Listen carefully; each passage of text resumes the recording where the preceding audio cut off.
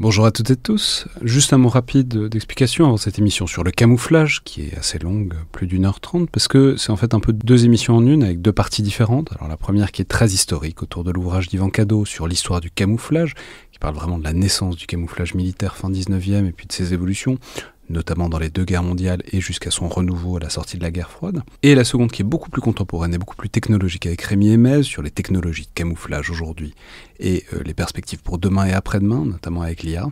Donc deux parties un peu disjointes, mais il y avait une sorte de cohérence thématique autour de deux publications un peu au même moment qui sont sorties en fin d'année, un livre d'un côté, un article de l'autre, que j'ai donc réuni pour faire une espèce de grande fresque transversale sur le camouflage militaire d'hier, d'aujourd'hui et de demain, à un moment où on en parle pas mal, notamment parce que le camouflage des armées françaises est en train d'être renouvelé et que les unités de l'armée de terre, notamment, ont commencé à les percevoir depuis quelques semaines. Alors, c'est le fameux bariolage multi-environnement, le BME, dont on parle évidemment dans les deux parties d'ailleurs de l'épisode.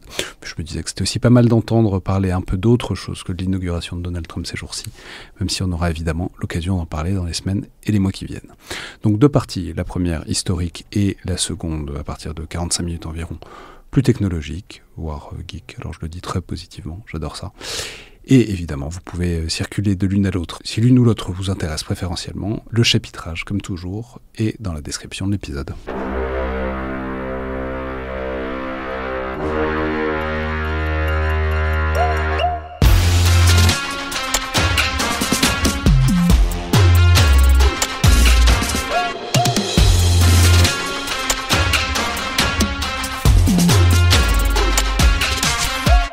Bonjour à toutes et tous et bienvenue dans le Collimateur, le podcast consacré aux questions de défense et aux conflits armés, un podcast associé au Rubicon, réalisé en partenariat avec le Centre des études de sécurité de l'IFRI et avec le soutien de la DGRIS du ministère des Armées.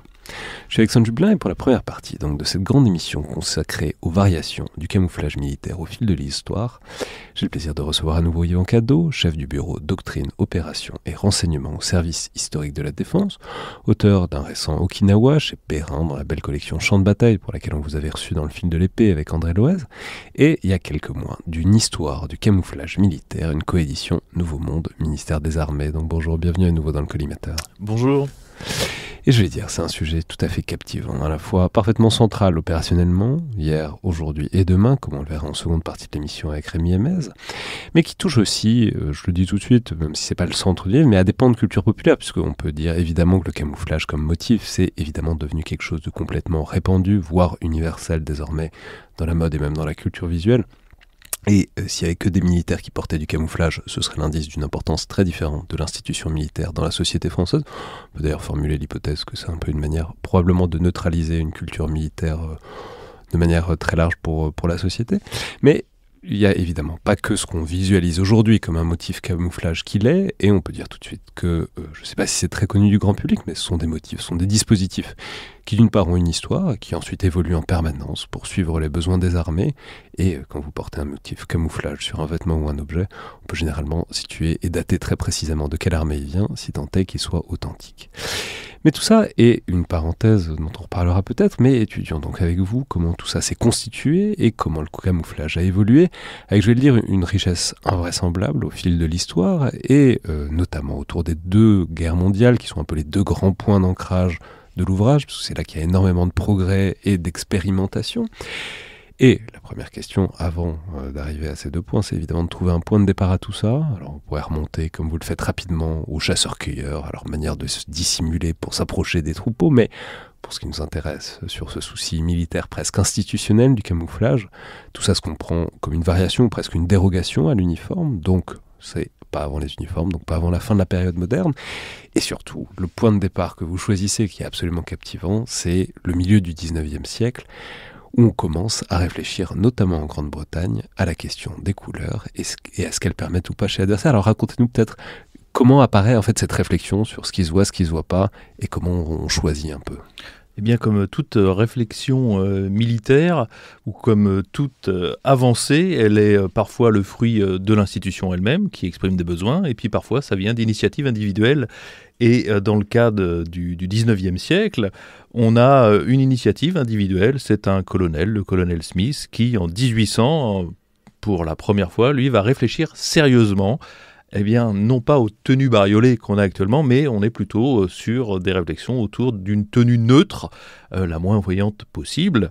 Et ceci s'explique aisément parce que, eh bien, au tournant du XVIIIe, XIXe siècle, eh bien, on s'aperçoit que sur le champ de bataille, on a une multiplication des armes à feu, soit individuelles, soit collectives, une multiplication aussi de la portée et de leur puissance du calibre.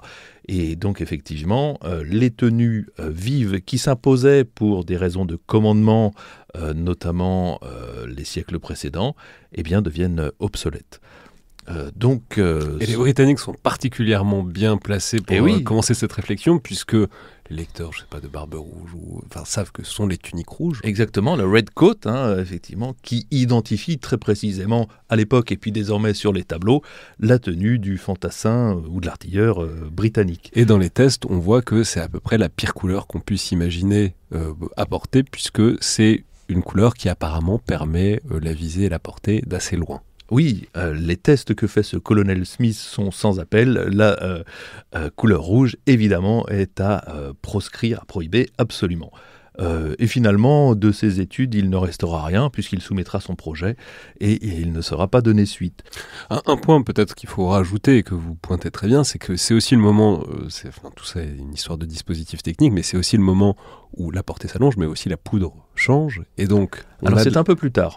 Mais la poudre, à partir du moment où il n'y a plus de fumée, où on sort de la poudre noire, on peut voir de beaucoup plus loin, même dans des dispositifs assez larges, et du coup, la question de la visée et de la visée à longue portée devient beaucoup plus importante qu'à l'époque des guerres peut-être napoléoniennes, où il y avait des panaches de fumée immenses sur les champs de bataille. Vous avez raison de le souligner. Donc il existait jusqu'à la fin du XIXe siècle ce qu'on appelait l'impératif de visibilité.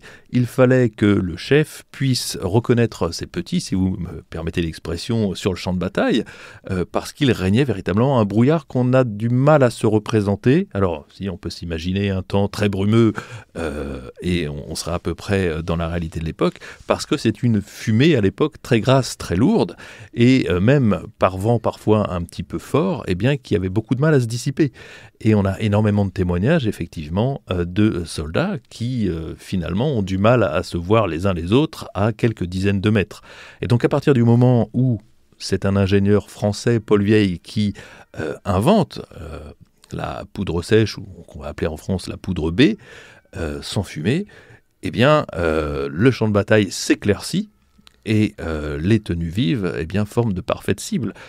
D'autant plus, comme vont le montrer en fait les grandes manœuvres du début du XXe siècle vers 1900-1910 en France, avec l'apparition de la troisième dimension sur le champ de bataille, les tenues vives sont également très très identifiables vues du ciel. Alors, on peut dire, il y a toute une série d'expérimentations que vous retracez, notamment au moment des guerres coloniales britanniques de la fin du 19e siècle, guerre des bourgs, etc. C'est d'ailleurs à ce moment-là, j'ai appris que vient le terme kaki, qui apparemment vient du persan pour désigner ces teintes. Je vais préciser, c'est une toute petite clause. Si je me plante, c'est normal, je vais préciser, je suis daltonien, donc les couleurs, je n'y entends rien. Donc je le précise maintenant, si je me plante, il ne faudra pas m'en vouloir. Mais, ai-je compris, c'est le moment où on commence à avoir un peu ces teintes un peu ternes, souvent pour que ce soit un peu compatible avec ces terrains d'opération qui sont un peu couleur sable, poussière, quoi. Tout à fait. D'ailleurs, kaki signifie en langue perse poussiéreux ou terreux. Et les différentes armées du monde, comme souvent effectivement c'est un phénomène qui se répand ou qui apparaît un peu en même temps, sont toutes à la recherche de la tenue neutre, le plus neutre possible, et qui puisse évidemment s'adapter à un nombre maximum, je dirais, d'environnement, de milieu physique. Donc d'aucuns choisissent le kaki, d'autres vont plutôt tirer vers des couleurs verdâtres, d'autres plutôt bleu, d'autres plutôt gris, et finalement, on le sait, il n'y a que l'armée française qui rentre en guerre en 1914 avec les tenues du siècle précédent. Et ça, c'est captivant, parce que vous montrez bien que c'est pas comme si personne n'y avait pensé, c'est au contraire, il y a des plans, tout le monde le dit, le rouge ça se voit, donc on va éviter, etc. Il y a un projet de vêtements, donc Reseda. C'est le plus connu, mais il y en a d'autres au début du siècle, bien avant, notamment les tenues boers ou bourgs, qui sont très en vogue, parce que aussi dans ce phénomène de camouflage très tôt, il y a aussi un phénomène de mode. Certes, on observe ce qui peut être le plus efficace, mais puisqu'on voit que les autres armées se modernisent et prennent des tenues neutres, eh bien, effectivement, il y a une réflexion générale où on se dit il est peut-être temps aussi de passer à quelque chose. Et notamment, en France, en 1903, la tenue bourre est très à la mode. Et donc ça, tout le monde y pense, donc les Russes, les Allemands avec le Feldgrau, les Anglais, etc. Et les Français y pensent aussi, mais presque comme une position de principe, ils veulent garder leur pantalon rouge. Il y a une très forte résistance dans la société française, et je dirais pas tant chez les militaires. Certes, il y a des militaires un peu conservateurs qui ne veulent absolument pas de tenue neutre, parce que ça irait contre la geste, le panache à la française qu'on estime voir chez le combattant français, mais chez les hommes politiques surtout, et aussi dans la société civile, où lorsque l'on demande à l'homme de la rue ce qu'il pense de la tenue Reseda, effectivement, eh bien, pour lui, c'est terne plutôt que neutre. Le panache français là-dedans. Exactement. Et donc, et finalement, les tenues Reseda, hein, on les avait utilisées avec efficacité lors de grandes manœuvres. 2500 soldats étaient équipés de tenues Reseda, elles avaient fait leurs preuves. Avant la guerre. Avant la guerre, les aviateurs avaient bien montré qu'on les voyait beaucoup moins bien que les pantalons rouges, et nonobstant, eh bien, on rentre en guerre. Alors, la commission, en fait, pour la modernisation des uniformes existe toujours, hein, mais on rentre en guerre, effectivement, avec les tenues du siècle passé. Alors ça va être un changement, on peut dire, le changement, c'est à la fin de l'année 1914. On va changer les uniformes, ça va évoluer vers le bleu horizon, qui va devenir célèbre, puisque la Chambre des députés, à la sortie de la guerre, va être appelée bleu horizon, en référence à ces uniformes. Mais on peut vous montrer qu'il y a un changement beaucoup plus général pendant la Grande Guerre, où on vient arriver une vraie réflexion, qui est la naissance du camouflage, et de ces camouflages, y compris très bariolés, avec, j'ai découvert cet univers que j'ignorais absolument, avec quelques peintres, alors, au début c'est 2-3 personnes, mais qui vont former une vraie commission, un vrai comité, pour mettre au point ces camouflages, qui sont les ancêtres des camouflages bariolés d'aujourd'hui, pour cacher des canons, pour cacher des bâtiments, etc. Ça commence à ce moment-là, parce qu'il y a la préoccupation, notamment des moyens d'observation, notamment les avions, qui démultiplient la vue, quoi. Oui, tout à fait. C'est-à-dire que finalement, le camouflage qui intéressait plutôt le combattant individuel jusqu'à la Grande Guerre, finalement, ça ne va pas être celui sur lequel on va mettre l'accent. On va plutôt mettre l'accent sur les armements, sur les objets, sur les positions. Parce que à la fin de l'année 14, vous l'avez dit, la guerre change de nature, on a une guerre de position, et donc eh bien, il faut camoufler, effectivement, cette nouvelle guerre. Et camoufler cette nouvelle guerre, c'est camoufler le front qui est statique. Et ces peintres-là, qui sont un peu surreprésentés à mon avis, ce que je marque dans l'ouvrage, parce qu'en France, lorsqu'on parle de camouflage, d'abord, il n'y a pas énormément d'ouvrages, et les ouvrages qui peuvent exister sont surtout centrés sur cette période 14-18, avec évidemment cette image des peintres, et notamment des peintres cubistes, qui a été, à mon avis, surreprésentée et qui a subi une inflation mémorielle, parce que le camouflage, non seulement il intéresse un grand nombre de corps de métier, ça va de l'architecte au mécanicien. Bon, bref, vous avez vraiment énormément de métiers en fait qui sont mobilisés pour le camouflage, mais c'est qu'en plus, il n'y a pas forcément besoin d'être peintre pour camoufler un canon. Donc, on a une section de camouflage qui va se mettre en place ad hoc, et finalement, qui va intéresser l'institution, et on va absolument camoufler tout ce qui peut l'être, parce que, j'insiste sur ce point, le camouflage, il a deux fonctions essentielles. Il est de protéger le combattant, protéger les vies, protéger les positions, donc, mais également garder la capacité opérationnelle des armées. Voilà, pour reprendre l'offensive à un moment. Alors ça, c'est des noms, on peut les mentionner en passant, mais parce qu'ils sont célèbres et ils ont été influents. C'est Guingaud qui aurait été le premier, c'est Eugène Corbin, qui est un peintre qui aurait lui vraiment mis au point le premier camouflage. Et peut-être le point, parce que c'est quelqu'un qui a été influent, c'est Guirand de Scaevola, qui était un peintre un peu connu à l'époque et qui du coup a été l'incarnation un peu institutionnelle, y compris pour les armées de ça. Ça a été la personne à qui on s'adressait, et du coup on a découlé une certaine célébrité. Et on peut dire, mais ça reste une spécificité française, c'est-à-dire les Anglais regardent, ils sont un peu intéressés. Côté allemand, il n'y a pas trop grand-chose, donc c'est vraiment une réflexion qui a lieu essentiellement dans les armées françaises. Oui, tout à fait. C'est étonnant d'ailleurs. Alors les Anglais vont essayer, effectivement, sur la base de ce que font les Français, de aussi créer des unités de camouflage. Ils vont le faire, mais à une échelle beaucoup moins grande, puisqu'à la fin de la guerre, eh bien, ce sont des milliers de Français qui sont dédiés uniquement au camouflage, que ce soit sur le front ou dans les ateliers de l'arrière. En revanche, les Allemands, eux, investissent très peu dans en fait, ce nouveau phénomène. Alors, d'abord, eux n'entendent pas forcément cacher leur position, ils n'ont pas les mêmes préoccupations que les Français, et puis aussi, ils les cachent de toute manière mieux, puisque le combattant allemand, il est déjà interracié beaucoup plus que le soldat français. Et le soldat français, c'est vraiment à partir de 1915 où on voit apparaître des notes en disant que le combattant doit se servir de la pelle et de la pioche aussi bien que de son fusil, alors que les Allemands ont déjà ça. Mais les Anglais, on peut dire, ils ont pour autant eu un souci du camouflage dans un domaine dont on parle moins souvent. On a parfois l'image de ces bâtiments spéciaux, mais qui est le domaine naval, qui est vraiment tout à fait fascinant. Visuellement, c'est extrêmement frappant. C'est des motifs. Alors, ça renvoie évidemment à un dispositif technique de l'époque, qui est, en fait, il y a des sous-marins, donc c'est la guerre sous-marine, c'est les U-boats.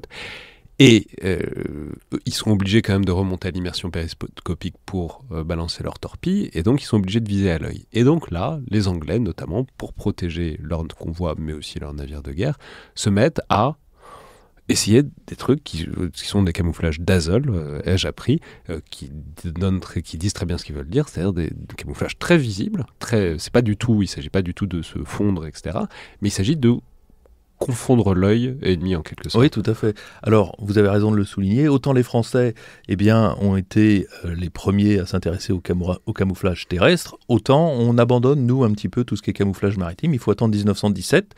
1917, ce sont les Britanniques et les Américains qui vont s'intéresser au camouflage des navires, non pas tant militaires, même si effectivement on a des navires militaires qui sont camouflés avec du Dazzle, mais c'est surtout de tous les navires de commerce, de convois dont on a besoin dans l'Atlantique. Et donc effort est fait sur ces navires en fait civils. Et vous le dites effectivement, le sous-marin de l'époque n'a rien à voir avec les sous-marins qu'on a actuellement. Ils passent énormément de temps en surface et c'est là qu'ils vont prendre le temps d'ajuster notamment leur cible. Or, le camouflage Dazzle, il a pour but de tromper l'œil quant à la forme générale du navire et quant à sa direction. C'est cette direction qui permet effectivement au commandant de sous-marin de fixer sa cible et de la détruire. Pour ceux qui ne voient pas, il faut vraiment aller chercher ce que c'est le camouflage Dazzle. Vous l'avez probablement déjà aperçu, mais c'est vraiment des éclats. C'est très, très particulier. Ça n'a d'autre vocation que de camoufler la forme du navire globalement à la portée, à la limite de la portée de l'œil, où on voit des formes. Exactement, un peu là. Ça brise les lignes en fait générales du bâtiment. Ouais. Alors. Ensuite, on pourrait dire, peut-être une chose du fait qu'il y a des soucis plus généraux de camoufler plus largement, par exemple, les centres urbains, avec un souci des lumières, de comment est-ce qu'on fait pour tromper l'aviation ennemie qui est là en repérage. Et peut-être un dernier élément qu'il faut dire, mais que vous retracez, c'est aussi le moment où, autour de cette ligne de front, il y a un vrai souci de camouflage/leurrage, c'est-à-dire que puisqu'on essaye de se rapprocher le plus de la ligne de front pour observer l'ennemi, on cherche à avoir à la fois des postes d'observation très camouflés, et ça, je peux le dire tout de suite, c'est magnifiquement illustré, il y a beaucoup d'images d'archives, j'imagine d'archives du SHD, en partie, qui sont précieuses, parce qu'il y a plein de stratagèmes un tronc d'arbre qui est creux, qui camoufle un poste d'observation. Mais donc, on essaye de faire des postes d'observation très camouflés, et à l'inverse, on essaye aussi de tromper l'ennemi en mettant des formes de soldats qui n'en sont pas en fait. Oui, exactement. En fait, le camouflage répond à ces deux objectifs. À la fois cacher ce qui existe et montrer ce qui n'existe pas. Et donc, d'où des fausses positions de batterie, le but étant effectivement d'attirer la contre-batterie allemande et qu'elle tombe dans le vide. Donc, les ateliers à l'arrière, immédiat du front, donc en Lorraine, ou même plus près de nous, du côté de Versailles et dans Paris, ont fabriqué, en fait, ces faux canons, ces faux soldats, vous le dites, et ça marche bien. Alors c'est pas nouveau, parce que pendant la guerre de sécession, ça avait été utilisé, alors là c'était de manière plus simple, effectivement, les faux canons avec des simples troncs d'arbres, et à plusieurs centaines de mètres, ça trompait effectivement les adversaires.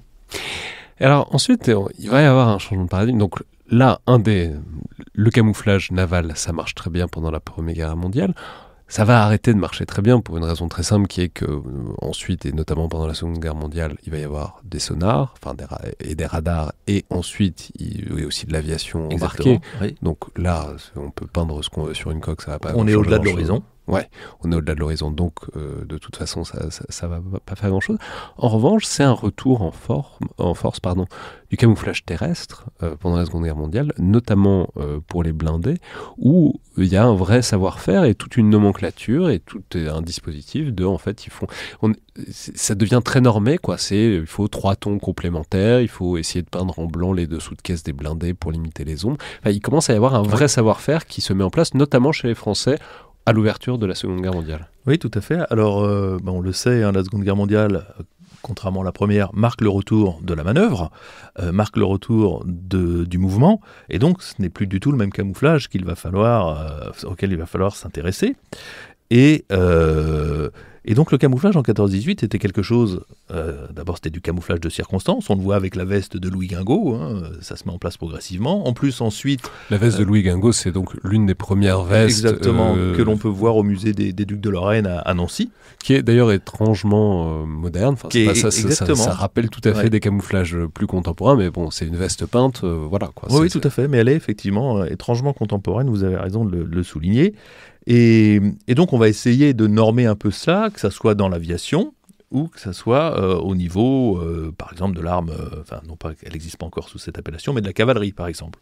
Des blindés. Mais on se heurtera toujours, que ça soit en France ou dans les autres pays, à différents problèmes d'approvisionnement. Et donc on aura toujours une signature un peu locale du camouflage. Il sera jamais, alors peut-être au départ du coup, mais ensuite il sera jamais exactement le même. Et donc il est difficile parfois de dater précisément l'endroit où a été fait le camouflage sur les véhicules, par exemple. Et là où c'est intéressant, c'est que tout ça est complètement inséré dans une doctrine, une manière de faire la guerre, parce que vous montrez très bien que par exemple les Allemands ils s'en foutent un peu, parce que la Blitzkrieg, avec des gros guillemets, mais leur manière de faire la guerre, c'est une guerre de mouvement, donc de toute façon, il ne s'agit pas de se camoufler. Par ailleurs, c'est l'interaction avec la Luftwaffe, donc il vaut mieux que la Luftwaffe ils sachent assez facilement qui sont les chars allemands par rapport aux chars ennemis. Donc en fait, au début ils ont de la peinture gris-bleu habituelle, qui est un nom que vous oubliez. Qui m'échappe là, et c'est seulement au fur et à mesure, au fil de la guerre, et notamment quand ils vont arriver en Afrique du Nord, qu'ils vont se mettre à se soucier de plus en plus du camouflage. Exactement. Écoutez, de toute manière, c'est l'adaptation qui est au cœur du métier des armes, donc l'adaptation au milieu et au moment, et donc dans le milieu ouest européen, et à ce moment-là, on est au printemps 40, il n'y a pas de nécessité de se camoufler pour les Allemands, puisque de toute manière, la manœuvre qu'ils prévoient et qu'ils réussiront est basée sur la surprise et la vitesse. Effectivement, le besoin de camouflage ne se fait pas sentir. À partir du moment où la guerre change de nature pour eux et de forme, évidemment, ils vont devoir se protéger. Et ça commence en Afrique du Nord, et puis ça se poursuivra ensuite, on le verra pendant toute la fin de la Seconde Guerre mondiale, avec des camouflages allemands qui sont propres. La couleur, je l'ai retrouvée, c'est le gris foncé qui est un Dunkelgrau. C'est ça, Dunkelgrau. Des débuts de la guerre. Et c'est intéressant parce que vous montrez que c'est un peu la même chose pour les Américains, alors que pourtant ils entrent en guerre qu'en 1943, donc ils auraient eu le temps d'y s'y préparer, d'y réfléchir. En fait, il y a des documents, mais ils ne sont pas vraiment appliqués, et c'est au fur et à mesure de la guerre que, en fait, ce truc-là arrive progressivement et qu'ils se mettent à avoir des camouflages, qui sont les images d'Épinal qu'on a un peu aujourd'hui de la Seconde Guerre mondiale, mais qui, en fait, c'est quelque chose de très progressif et de très incrémental dans la Seconde Guerre mondiale. Oui, tout à fait. Ça se met en place très progressivement, et on voit bien, justement, ça fait relativiser pour les chercheurs qui cherchent dans les archives et qui tombent sur des documents, c'est pas parce que le document existe qu'il a été appliqué. Et notamment, les sapeurs américains avaient, avant la guerre, des fils manuels qui expliquaient comment camoufler, etc. Et ce n'était absolument pas suivi des faits. Mais il faut dire que ce soit pour le camouflage individuel ou le camouflage des matériels, il y a chez certains officiers supérieurs ou généraux, quelles que soient les armées, une réticence à camoufler. Parce que le camouflage, justement, il va désuniformiser les hommes et les matériels puisqu'il ne sera pas le même partout. Et ils savent très bien aussi, ces gens-là, qui souvent s'opposent aussi aux formations d'élite, que chacun va vouloir son camouflage pour se différencier des autres. Avec des exceptions, parce que vous montrez que par exemple la SS est célèbre pour ses camouflages. Ça, c'est presque, on pourrait le dire, le début du camouflage, enfin des tenues camouflage contemporaines, parce qu'ils vont en avoir beaucoup, enfin on va les équiper très rapidement en 39-40. Et ensuite, et d'ailleurs avec cette particularité intéressante qui est très contemporaine aussi, d'avoir deux types de camouflage différents, d'un revers à l'autre de la veste, l'un pour les collines boisées, disons, oui. et l'autre pour le blanc des neiges, quoi. Oui, ou alors pour les Marines, par exemple, ça sera plutôt l'automne. Donc ce camouflage réversible, il est assez tôt pris en compte. Mais effectivement, il est tôt pris en compte, mais il ne se poursuit pas pendant toute la guerre parce qu'il coûte cher. Et donc dans les documents allemands, il est conseillé par exemple pour le combattant à l'Est eh bien, de voler des draps chez l'habitant pour s'en recouvrir ou en recouvrir les véhicules et de prendre tout ce qui peut être de tissu de couleur blanche, effectivement, pour participer de ce camouflage. Les SS, ce sont les premiers qui vont utiliser effectivement le camouflage, les premières unités pendant la campagne de France, même si ça n'apparaît jamais dans les photos notamment.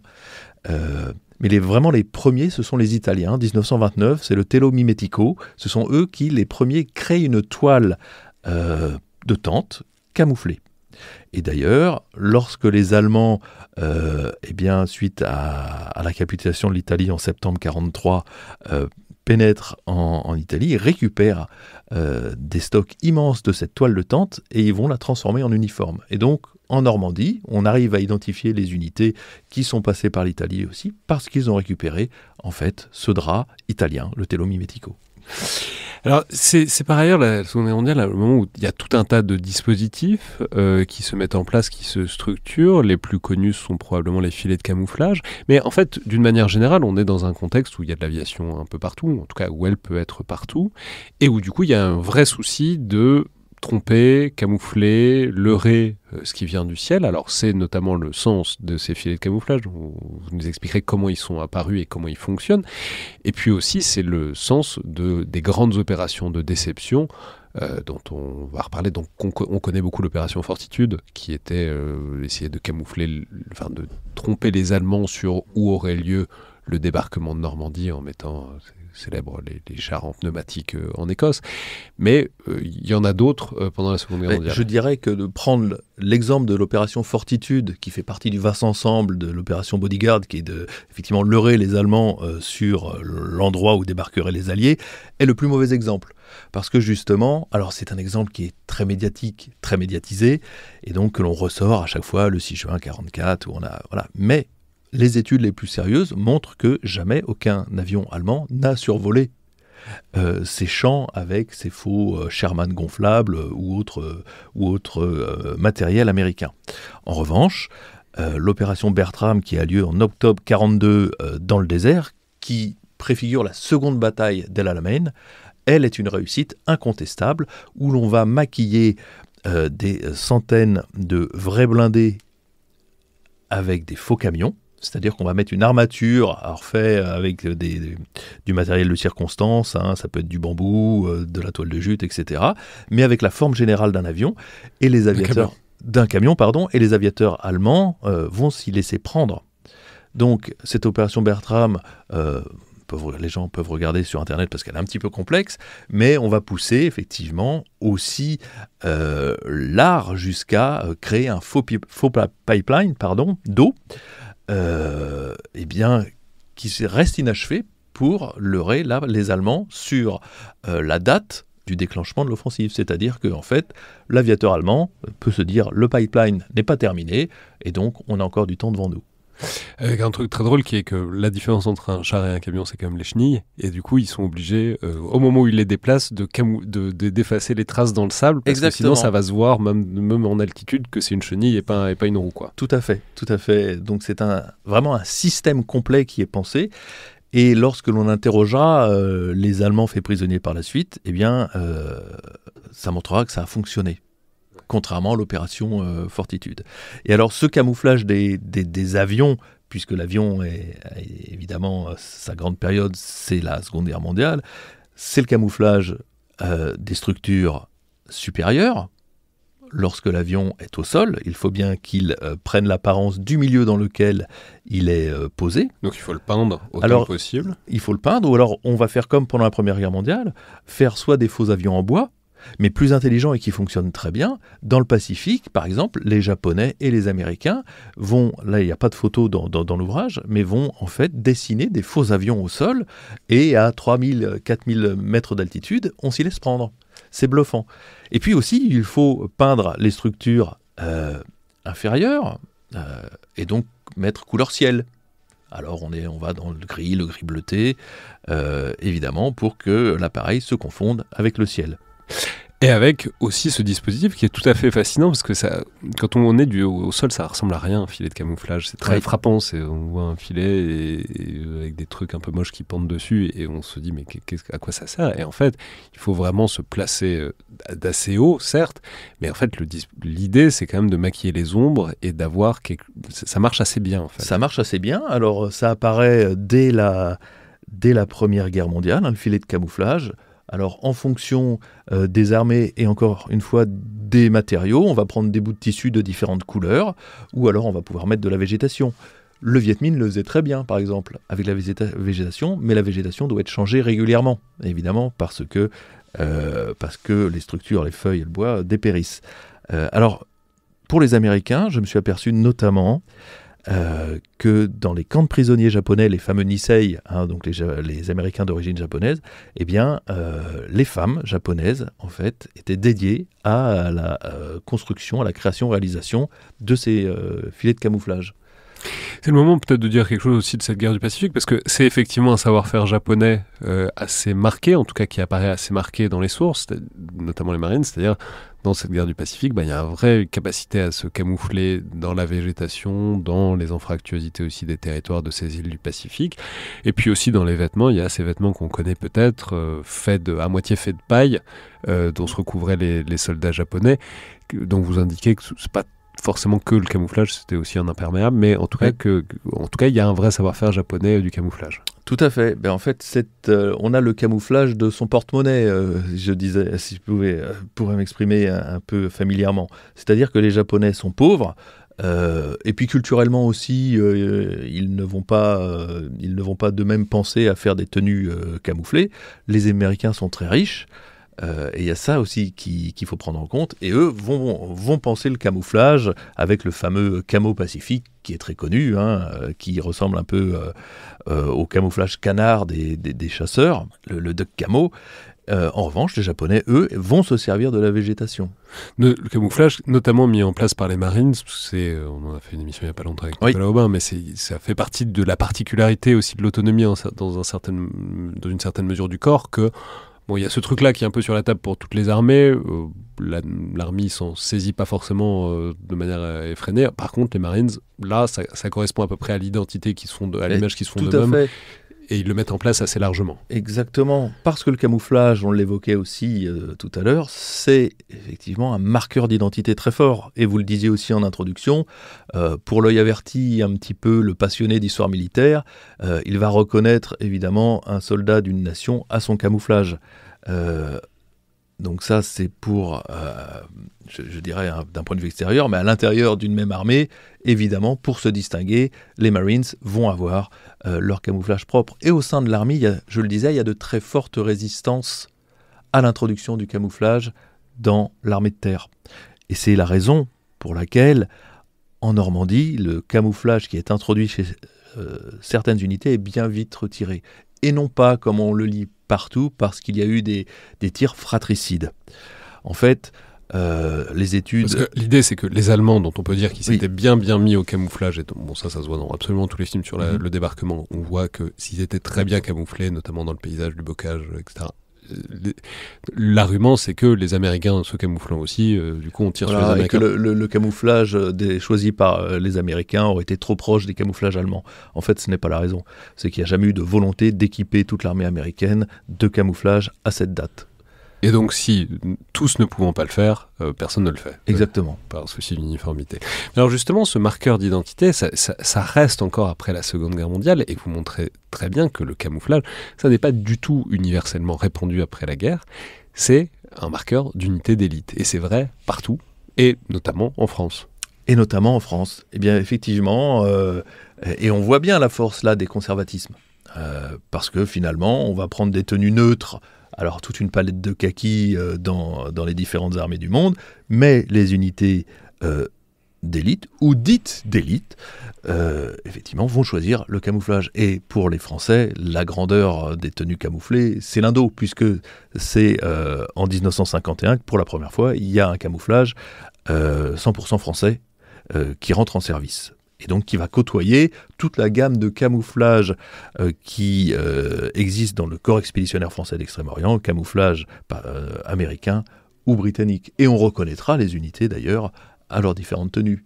Et parfois une tenue panachée. Et alors, c'est fascinant parce que du coup, c'est très associé à un de ces types de troupes d'élite, c'est-à-dire les parachutistes. Oui. Et du coup, ai-je appris en vous disant, ça va être très marqué après le putsch de 61 d'Alger.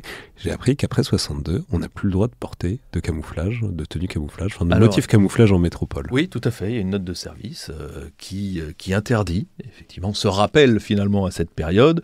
On va continuer. Alors, la mesure va mettre quelques années quand même, évidemment, à être effective, mais on continue à garder le camouflage, notamment pour les opérations extérieures et un peu parfois outre-mer.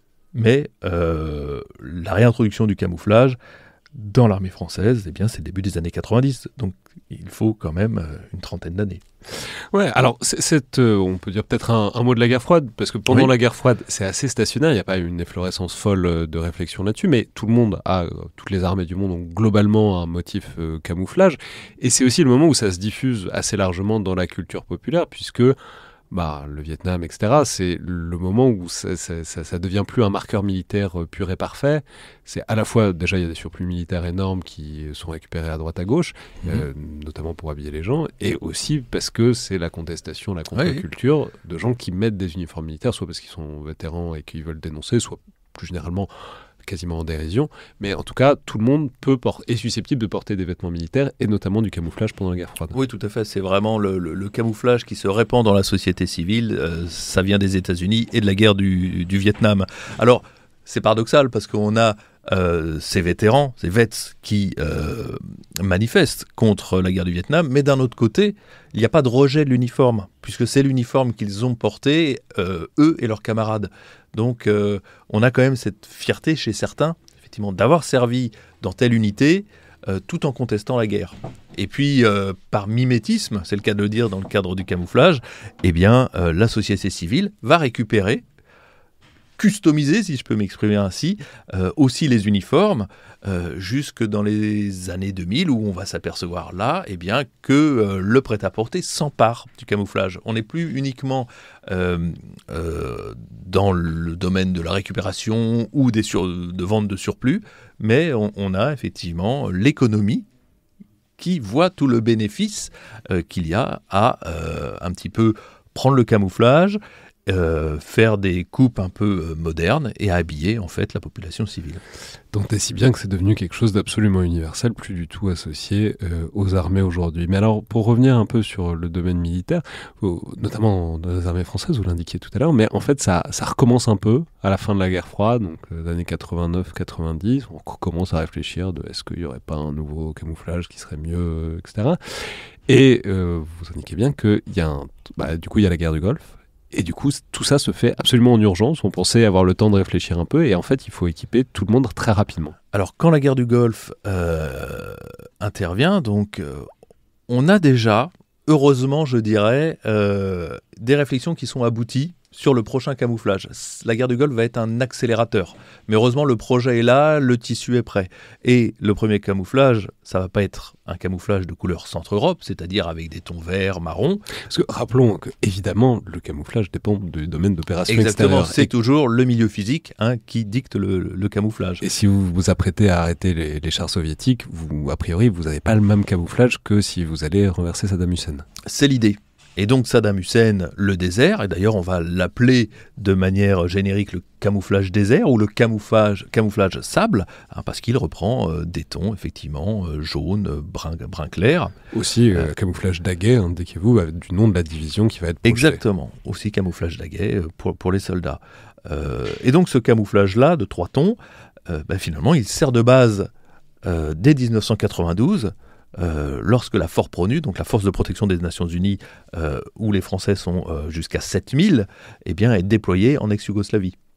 Et là, effectivement, on a les tenues qui interviennent, qui sont évidemment les premières dotées, et progressivement les unités d'appelés. Moi, je me souviens en tant qu'appelé avoir été doté d'un camouflage dans les premiers centres Europe, mais on n'avait pas le droit de les porter, uniquement c'était les tenues de défilé. Mais au quotidien, on gardait encore la tenue neutre traditionnelle.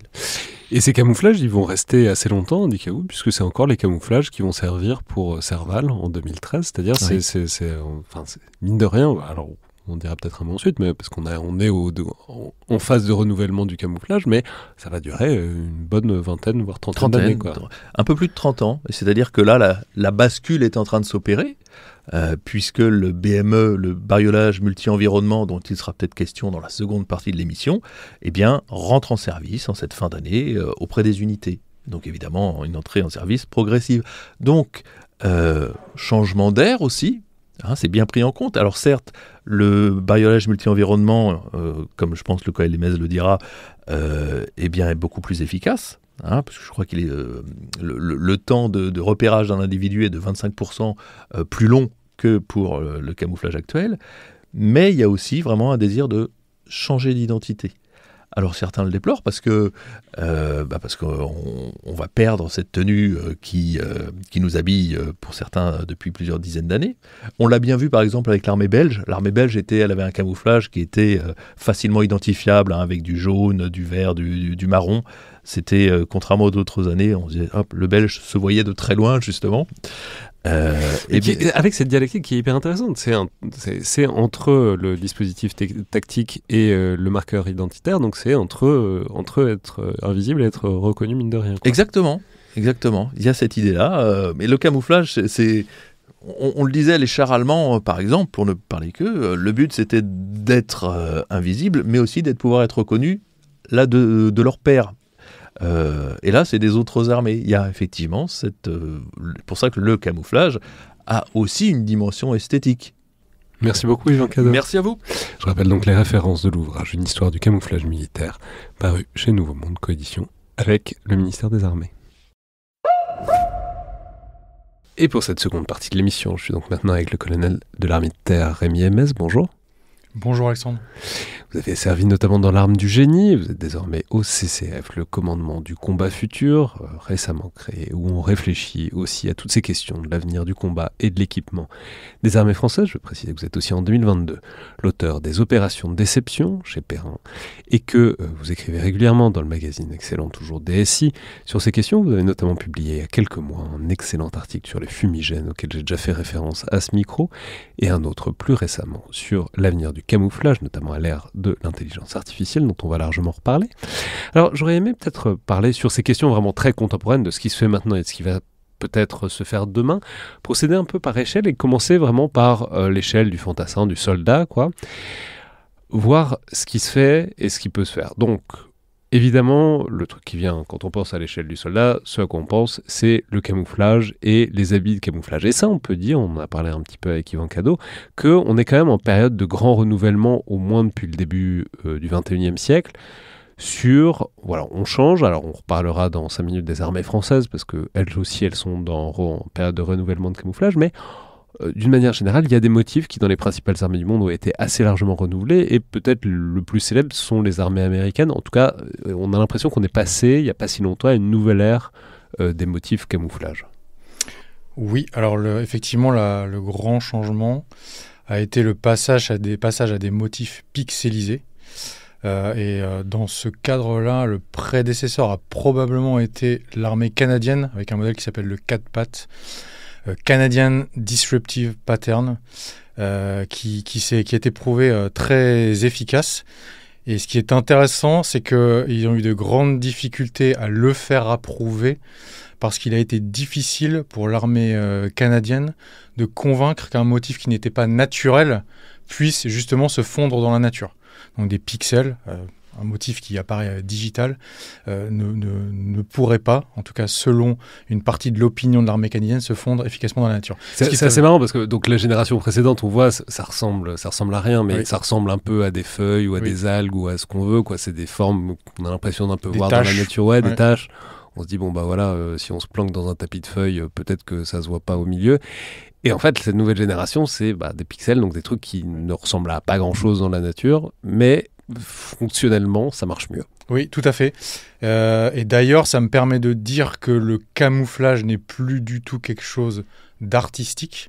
Ça l'a été, je pense que ça a été évoqué avec Yvan Cadeau, ça l'a été pendant la Première Guerre mondiale, au moins au début. Ça a continué à l'être un peu après, mais aujourd'hui, ça n'est plus du tout le cas. Et c'est vraiment un travail scientifique qui permet d'obtenir des camouflages efficaces. Et c'est l'objet de nombreux tests pour obtenir le camouflage le plus efficace. Comment ça se teste ? C'est quoi ? Ça se teste à l'œil nu ? Ça se teste à la machine ? Non, ça se teste essentiellement aujourd'hui à la machine. L'important, c'est de le tester avec plusieurs équipements différents, parce qu'évidemment, la détection sur le champ de bataille pourra se faire avec plusieurs types d'équipements, avec plusieurs types de signatures, qu'elles soient visuelles, qu'elles soient thermiques, par exemple. Ça doit se faire également à plusieurs distances, puisque la détection dépend de la distance. Et ça doit se faire également suivant le fond ou l'environnement dans lequel se trouve le camouflage. Bien évidemment, c'est pas pareil de camoufler quelqu'un dans la jungle ou dans le désert. Donc c'est tous ces tests-là qui doivent être faits, qui font l'objet d'études scientifiques très poussées, ce qui explique qu'il est à chaque fois nécessaire de prendre plusieurs années d'études pour déboucher sur un nouveau camouflage. C'est pas quelqu'un qui est avec son design dans le bureau un jour et on l'adopte, c'est des procédures de très très long terme. C'est pas un simple dessin sur un coin de table qui va dire ok, c'est demain, c'est le prochain camouflage, je vais remettre de terre française. Je pense que c'est quelque chose qui est assez difficile à comprendre pour l'opinion publique, qui doit probablement se demander pourquoi l'armée de terre met autant de temps à acquérir son nouveau camouflage, mais voilà, c'est un temps d'étude qui est nécessaire.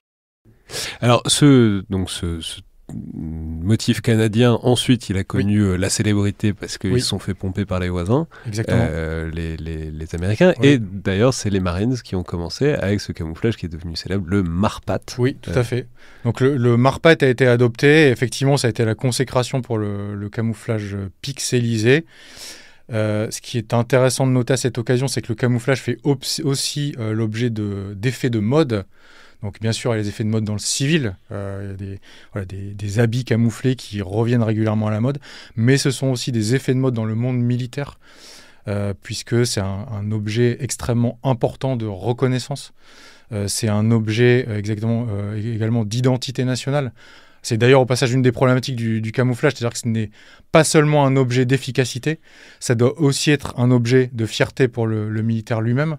On ne peut pas le mettre avec un camouflage pour lequel il serait particulièrement pas à l'aise, même s'il était particulièrement efficace. Mais ça c'est fascinant, parce que c'est cette dialectique entre se fondre dans la masse, qui est le propos du camouflage, et au contraire s'identifier. Et c'est marrant parce que je relisais du coup des citations des commandants des Marines à ce moment-là, où ils disaient, alors on veut passer inaperçu, mais en même temps on veut que l'ennemi nous voit arriver à 1 kilomètre, ce qui est quand même une injonction paradoxale intéressante entre les deux. Et du coup, il y a aussi des effets de mode, puisque les autres armées américaines ont pompé le Marpat, mais du coup les Marines n'étaient pas d'accord, sauf si c'était en vraie période de guerre. Enfin, c'est fascinant, la dimension proprement politique de la politique du camouflage qu'ils ont mise en place. Et puis, il faut que le camouflage permette à une unité de se reconnaître elle-même. C'est-à-dire qu'une armée ne peut pas, ou en tout cas c'est très compliqué, avoir le même camouflage qu'une autre, puisqu'il faut que les deux armées puissent se reconnaître. Voilà. Donc c'est tous ces enjeux-là qui se retrouvent. Donc les Marines adoptent le Marpat. Ensuite, l'Army a une histoire un peu compliquée avec son camouflage pendant les périodes d'Afghanistan et d'Irak, puisque d'abord, ils adoptent l'UCP, Universal Camouflage Pattern, en 2004. Il se trouve que ce camouflage prouve son inefficacité en Afghanistan en particulier, mais également en Irak. Il y a notamment des lettres d'épouses de combattants américains qui s'en plaignent. Le Congrès se saisit de l'affaire. Il y a quasiment une affaire d'État autour de ça. Le Congrès demande à l'Army sur quelle base de recherche justement scientifique ils ont adopté ce camouflage. Et il s'avère que l'armée américaine est bien embêtée, puisqu'en fait, il n'y a aucune recherche scientifique derrière, et que ce camouflage on découvre à cette occasion que ce n'est pas celui qui a gagné les tests que l'Army a menés de 2002 à 2004. Aujourd'hui, à ma connaissance, il n'est pas encore très clair pourquoi ce camouflage-là, l'UCP, a été choisi. En tout cas, ce n'est pas celui qui avait gagné les tests. Et donc, l'Army doit relancer des nouveaux tests qui se font essentiellement en 2007-2008 et qui mènent à la victoire du multicam, donc qui aujourd'hui est probablement le camouflage le plus répandu, ou en tout cas le plus connu dans le monde. Il est distribué à partir de 2009 en Afghanistan, et puis en 2014, il remplace totalement l'UCP. Voilà. Et aujourd'hui, le camouflage français, donc le bariolage multi-environnement, le proche futur camouflage français, qui va rentrer en fonction dans quelques semaines, ressemble un peu à ce multicam. Un peu, mais pas totalement, parce que c'est intéressant, c'est pas totalement pixelisé. Oui. Le bariolage français. Mais alors, Oui. on va revenir dessus. Faut dire un truc, c'est qu'il y en a encore une branche qui s'est plantée encore plus que l'Army, si c'est possible. C'est la Navy américaine. Parce que eux, ils ont repris le Marpat, mais ils se sont dit, on va le mettre en bleu, puisqu'on est la Navy, sans percevoir que... Enfin, ça marche pas. Enfin, ça marche pour des objectifs de reconnaissance, mais d'abord, tout le monde trouvait ça moche. Et ensuite, en fait, quand on est sur un navire, l'intérêt de se fondre au milieu des flots est, disons, plus discutable, parce qu'on camoufle le navire. Pour les gens sur le pont, c'est surtout à une époque où toutes les frégates, enfin tous les navires étant globalement fermés, il n'y a plus de pont, donc il y a peu de chances Oui. qu'on croise quelqu'un sur le pont et qu'on l'aperçoive de très loin, enfin encore moins si on ne voit pas le bateau. Et donc la Navy, échec monumental, et là ils ont dû vraiment faire demi-tour, quoi. Oui. Je reviens à ce qu'on a dit déjà avant. En fait, le camouflage est aussi un objet de reconnaissance. Et donc, effectivement, il n'y a pas que la Navy américaine. Il y a plusieurs armées de l'air ou de marine dans le monde qui portent des treillis de camouflage, ce qui peut sembler effectivement très étonnant. Mais je pense que c'est un besoin de reconnaissance et un besoin peut-être de se sentir militaire ou guerrier par l'habit, qui se traduit par l'adoption de tenues de camouflage pour ces armées qui n'en ont pas forcément besoin. Car camouflage égale guerrier, et guerrier Oui. égale camouflage, selon une équation pure et parfaite. Donc, revenons peut-être à l'armée française. On ne va pas faire absolument toutes les tenues de camouflage du monde, parce que ça ne sert à rien, mais l'armée française change de génération et passe du camouflage Centre-Europe, c'était en deux variantes. Il y avait Centre-Europe et désert, ouais. Mais qui date globalement on en parlait avec Yvan Cadeau, des années 90, quoi, puisque c'était mis au point à la fin. Le modèle s'appelle le CAM 86, officiellement, donc 1986. Effectivement, la première mise en service, c'est 1991. Donc, il avait 30 ans. Oui. Il ressemblait un peu au camouflage traditionnel, notamment au camouflage de l'armée américaine, qui sont peut-être les plus connus, parce que les plus anciens, les plus célèbres, qui étaient jusqu'au début des années 2000. Donc ça, c'est encore ceux qu'on voit sur les militaires pour quelques semaines. Et désormais, on passe donc à le bariolage multi-environnement. Pourquoi est-ce qu'on n'a pas des pixels ? Est-ce qu'on sait ? Je ne suis pas capable de répondre à cette question-là. Ce que je sais, c'est que ce camouflage a fait l'objet de multiples études et que ces études ont débouché sur cette option-là, qui apparaît donc la plus efficace au regard des critères qui ont été posés. Et en fait, l'un des critères principaux, c'est que ce camouflage soit le plus efficace possible dans la plupart des environnements dans lesquels l'armée de terre peut être engagée. Mais parce que par ailleurs, il y a une autre question qui est tout à fait intéressante, c'est la variante, c'est les palettes de couleurs, puisque on peut rappeler que les Américains, par exemple le motif Marpat, ils ont 3 variantes, ils ont le désert, ils ont la ville et ils ont les bois, ce qui indique donc qu'ils n'ont aucune intention de combattre dans la neige. En France, je crois qu'il y en a 2, il y a le brun terre de France. Je rappelle à toute fin utile que je suis daltonien et que je ne comprends rien donc à ces histoires de couleurs, mais je répète ce que je lis. Donc il y a le brun terre de France et un autre. Il y a quand même plusieurs variantes. Oui, alors pour le bariolage multi-environnement, en fait, il n'y aura qu'une seule variante principale qui permet de couvrir à la fois donc, ce qu'était le CAM 86, donc le camouflage Centre-Europe, avec 4 couleurs principales, et ce qu'on a appelé le camouflage daguet, donc désert. Donc ce BME, il est barouillage multi-environnement, il est censé couvrir l'ensemble des théâtres d'opération qui sont concernés, donc de la zone désertique au centre Europe. On ne conserve dans l'armée de terre qu'un seul autre camouflage, qui est celui qui est dédié aux zones enneigées. En fait, voilà. Donc l'armée de terre n'aura plus que 2 camouflages. Et c'était bien un des enjeux de l'adoption de ce nouveau camouflage. C'est également une question finalement logistique et de soutien. C'est que les militaires français n'aient plus qu'un seul camouflage à détenir pour pouvoir servir en opération dans l'ensemble des théâtres d'opération. Alors là, on voit que c'est déjà très compliqué parce que c'est aussi très identitaire et très politique. Maintenant, si on repasse sur une fonction peut-être un peu plus fonctionnelle et un peu plus capacitaire, il y a... Non, le camouflage, c'est très bien pour l'identification visuelle. C'est à ça que ça sert. Mais on sait qu'aujourd'hui, c'est quand même pas l'unique et même pas la principale modalité de reconnaissance et d'identification des gens. C'est globalement à l'échelle du fantassin, c'est plutôt l'infrarouge et donc la signature thermique. Ça, est-ce qu'on peut dire de ce qu'on sait faire, ce qu'on fait à l'heure actuelle pour essayer de modifier, de réduire, disons, la signature thermique du fantassin aux lunettes infrarouges? Oui, alors déjà, vous avez certains tissus qui ont des propriétés qui permettent de réduire légèrement la signature infrarouge. Bon, c'est pas la réponse principale, mais c'est une des réponses. La réponse principale aujourd'hui, ce sont les couvertures qu'on appelle parfois athermiques, et donc qui permettent de réduire la signature thermique du combattant individuel. Donc vous avez plusieurs entreprises qui proposent des solutions de ce type-là aujourd'hui. Voilà, certains produits sont annoncés comme permettant de quasiment faire disparaître la signature thermique d'objets qui iraient jusqu'à 1000 degrés.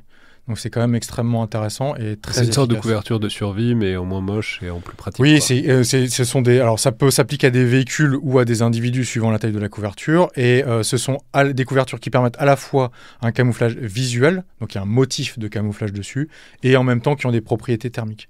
Ensuite, de façon beaucoup plus basique, et ce qu'on peut observer en Ukraine aujourd'hui, et ce qu'on observait déjà chez les combattants de Daesh par exemple, c'est que la plupart des combattants individuels aujourd'hui s'équipent de couvertures de survie, comme vous disiez. Alors ça peut être la simple couverture, la simple de couverture de survie que beaucoup d'entre nous ont dans leur voiture en aluminium, qui permettent de réduire justement, encore une fois, la signature thermique. Parce que rappelons que c'est ça le principe de la couverture de survie qui est si moche et qui fait tant de bruit. Alors ça pose d'autres problèmes de signature, mais vu que c'est de l'alu, ça garde la chaleur. Quoi. Voilà. La chaleur ne sort pas, donc ça ne sort pas aussi pour les capteurs infrarouges. Tout à fait. Et donc c'est très utile par rapport aux capteurs thermiques qui sont de plus en plus présents sur le champ de bataille aujourd'hui. Ouais. Et alors, je voyais en vous disant qu'on arrive encore au stade supérieur de tout ça, puisqu'il y a des entreprises qui proposent plus des...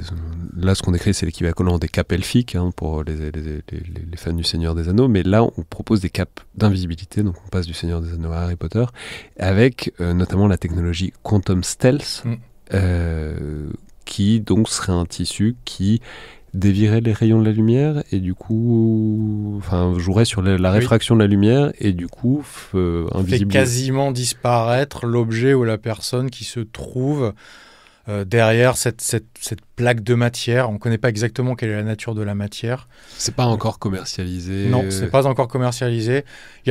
J'ai pas mal cherché autour de ça. Ça reste un peu mystérieux à ma connaissance, dans le sens où c'est annoncé comme... On voit des vidéos. On voit des vidéos qui sont très impressionnantes. Sont frappantes. L'entreprise a obtenu des brevets dans de nombreux pays, ça c'est vérifié. Maintenant, ce qui me laisse un peu de doute, c'est que ça fait plusieurs années que l'entreprise annonce que son produit est prêt pour être commercialisé et prêt pour être opérationnalisé. Néanmoins, il ne l'est pas encore. Voilà. Mais effectivement, les vidéos sont très impressionnantes. Je vous invite à aller jeter un œil dessus. Et c'est nécessairement une piste à suivre pour l'avenir, même si aujourd'hui, on ne voit pas encore les applications immédiates qu'on pourrait faire sur le champ de bataille. En revanche, il y a déjà d'autres entreprises qui sont très avancées sur le sujet. BAE, par exemple, l'entreprise britannique, qui a fait un produit qui s'appelle Adaptive, qui, lui, a déjà fait l'objet de démonstrations plus ouvertes et plus concrètes, notamment à Eurosatory par exemple. Et là, on se retrouve avec des véhicules qui sont équipés de sortes de pixels, de grands pixels hexagonaux, qui permettent de tromper l'imagerie thermique, donc à la fois de réduire la signature thermique d'un équipement ou d'un véhicule, ou alors de simuler la signature thermique d'un autre équipement ou véhicule. Justement, on va revenir dessus, mais parlons peut-être. Là, on a fait un peu l'échelle individuelle de ce qu'on peut faire pour un fantassin. Maintenant, donc, si on passe à l'échelle des véhicules, bon, ça, disons-le tout de suite, le truc traditionnel, c'est les filets. Oui. En tout cas, quand on bouge pas, ça marche. Ok. Mais à vous lire, c'est quand même un peu galère à mettre en place. Oui, c'est galère à mettre en place. Après, ce n'est pas si traditionnel que ça, parce qu'il y a quand même des progrès technologiques qui sont faits dans ce domaine-là. Encore une fois, pour que le camouflage soit efficace au regard de plusieurs détecteurs de types différents. Et justement, ça a été un vrai enjeu capacitaire pour l'armée de terre, de pouvoir réacquérir des filets de camouflage, puisque l'armée de terre française n'en disposait quasiment plus jusqu'à ces dernières années. Et aujourd'hui, on a ce qu'on appelle les filets écrans radar infrarouge, qui ont été lancés fin 2021, qui en fait sont une déclinaison de ce que Saab, qui est l'une des entreprises les plus performantes dans le domaine du camouflage, produit, donc c'est-à-dire les filets de camouflage Barracuda, qui sont sous-traités dans une entreprise française. Voilà. Et donc, comme leur nom l'indique, en fait, ils permettent de camoufler des PC, des hommes, des véhicules dans les domaines radar, infrarouge et visuel. Et donc, il y a vraiment des progrès là-dessus. Mais effectivement, c'est un peu galère à mettre en place. Ça prend du temps. Ça répond à des impératifs qui sont pas forcément maîtrisé par tous les militaires. Juste un exemple, un filet de camouflage est assez peu efficace s'il est juste posé sur un véhicule, puisque du coup vous ne faites que reproduire les angles du véhicule. Et justement les angles des véhicules, c'est quelque chose qui est utilisé pour la détection. Et donc pour qu'un filet de camouflage soit efficace, vous devez briser les angles des véhicules et donc mettre des artifices pour que ça ne prenne finalement aucune forme connue. Voilà. Et donc ça, c'est un vrai savoir-faire qui demande à être entraîné. Ouais. Et alors, au-delà de ces... Alors, il y a les filets différents, mais il y a aussi donc, des filets extrêmement ajustés, oui. Qui sont ça, notamment c'est Saab qui fait ça. Oui. C'est le MCS, le Mobile Camouflage System. Ça, c'est vraiment... j'allais dire une skin, mais c'est vraiment un étui. C'est ça, c'est une sorte de seconde peau qu'on vient à poser sur les véhicules et qui, pareil, a des propriétés dans l'infrarouge et dans le visuel. Et c'est, a priori, ce qui est le plus efficace aujourd'hui pour le camouflage des véhicules et en particulier le camouflage en mouvement, parce que c'est l'avantage d'avoir une deuxième peau, c'est qu'elle permet également d'être utilisée en mouvement. Je ne sais pas vraiment comment le décrire, mais si vous avez déjà vu des vidéos de chars ou de transport de troupes un peu des pays du Nord, vous l'avez probablement déjà vu. C'est un truc, ça ressemble un peu à des écailles. Alors ça, pour le coup, ça ne modifie pas du tout les angles. Enfin, ça colle vraiment totalement au véhicule, j'imagine, pour des raisons fonctionnelles, c'est-à-dire que ça puisse servir au combat. On comprend que ça marche assez bien, sans doute, avec sur l'infrarouge, parce que ça permet de limiter la signature. Par contre, visuellement, il y a des couleurs, quoi. On peut avoir. Ça rajoute pas grand-chose, effectivement, à la peinture au niveau visuel. Oui. Voilà. Mais alors, là, on arrive à la brique encore supérieure. C'est ce que vous indiquiez. C'est donc les camouflages dynamiques, qui sont donc le adaptif de BAE. Ça, il faut aller voir les vidéos. Hein, c'est épatant. Oui. Après, on n'est pas là, mais ils montrent vraiment en infrarouge une invisibilité totale d'un char. Oui. À l'infrarouge, et ils sont même capables, en plus ils projettent le logo BAE sur le char en mouvement. On voit rien du tout, on voit juste le logo BAE qui se déplace. C'est vraiment épatant à voir.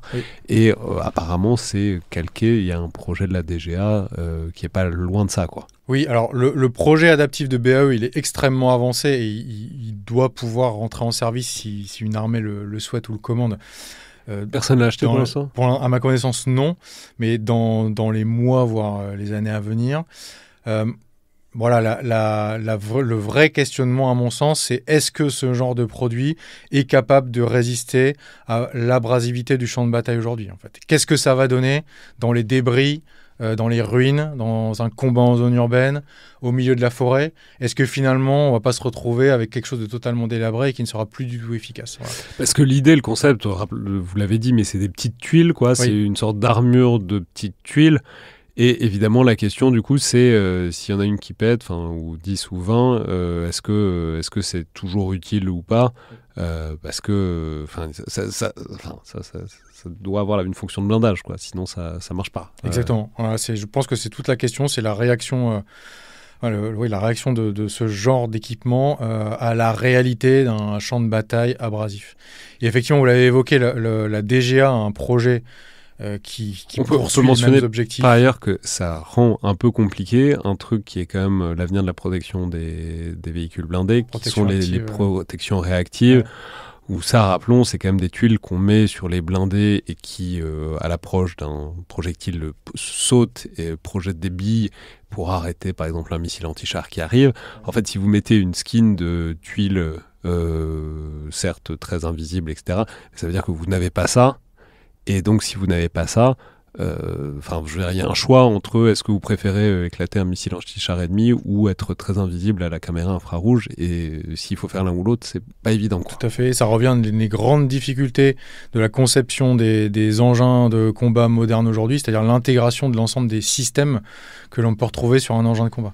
Ne serait-ce qu'une histoire de place, par exemple, sur les tourelles, qui est un vrai problème et qui cause des maux de tête, je pense, aux ingénieurs des entreprises de défense aujourd'hui.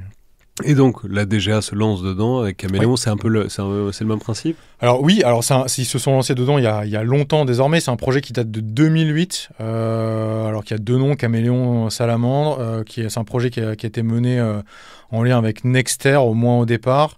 Il y a déjà eu plusieurs démonstrateurs. C'est eux qui font les blindés, désormais KNDS. Ça fait KNDS France, oui. Il y a un démonstrateur qui a été évalué déjà en 2021, et c'est le même principe, en fait, c'est une seconde peau, des pixels, avec, là, le but, il n'est pas seulement thermique, à ma connaissance, c'est également que vous ayez des algorithmes qui puissent ensuite calculer quel est le camouflage idéal.